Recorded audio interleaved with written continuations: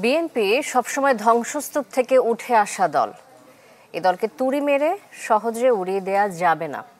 রাজধানী গুলশানে এক অনুষ্ঠানে এসব বলেন বিএনপির মহাসচিব মির্জা ফখরুল ইসলাম আলমগীর। তিনি অভিযোগ করেন, বিএনপির বিরুদ্ধে যে অপপ্রচার চলছে তা সুপরিকল্পিত চক্রান্ত।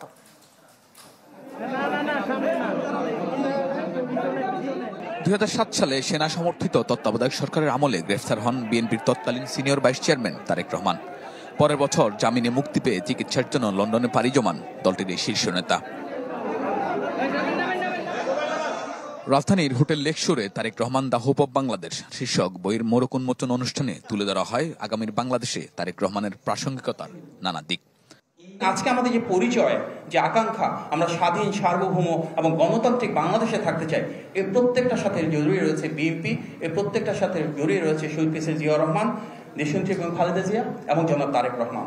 এই দলটাকে ধরে রেখেছেন দূর থেকে, বিরাট একটা ক্রেডিট উনি ক্লেম করতে পারেন এবং বিএনপিকে দল হিসেবে দ্বিতীয়বার উনি আরো শক্তিশালী করে তুলেছেন। এটা ওনার অর্জন। অনুষ্ঠানে সামাজিক যোগাযোগ মাধ্যমে নিজেদের সক্ষমতা বাড়াতে দলের তরুণ নেতা কর্মীদের প্রতি আহ্বান জানান বিএনপি মহাসচিব মির্জা ফখরুল ইসলাম আলমগীর। অভিযোগ করেন, বিএনপিকে হেয় প্রতিপন্ন করতেই পরিকল্পিতভাবে চালানো হচ্ছে সাইবার অ্যাটাক। চতুর্দিক থেকে একটা পরিকল্পিতভাবে বিএনপিকে হেয় প্রতিপন্ন করবার জন্য, বিএনপিকে উড়িয়ে দেওয়ার জন্য, এবং সবচেয়ে মারাত্মক যেটা, ফর দ্য ফার্স্ট টাইম এবার আমাদের নেতা তারেক সাহেবের উপরে আক্রমণ হয়েছে। তার নাম ধরে, তার কথা বলে, তাকে বিভিন্নভাবে মেলাইন করে তার সম্পর্কে কথা বলেছে, যেটা খুব অ্যালার্মিং। মির্জা ফখরুল বলেন, বিএনপি সবসময় ধ্বংসস্তূপ থেকে উঠে আসা দল, তাই এই দলটিকে তুড়ি মেরে উড়িয়ে দেওয়া যাবে না।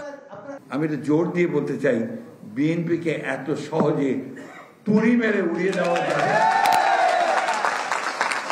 বিএনপি প্রমাণ করেছে, প্রতিবার প্রমাণ করেছে যে বিএনপি সেই ধ্বংসস্তূপ থেকে জেগে উঠতে জানে। বিএনপি মহাসচিব বলেন, শারীরিক নির্যাতন থেকে প্রতিকূল পরিস্থিতি সবকিছু মোকাবিলা করেই তারেক রহমান আজ অনন্য উচ্চতায়। শাহনেওয়াজ পাবলু, চ্যানেল 24, ঢাকা।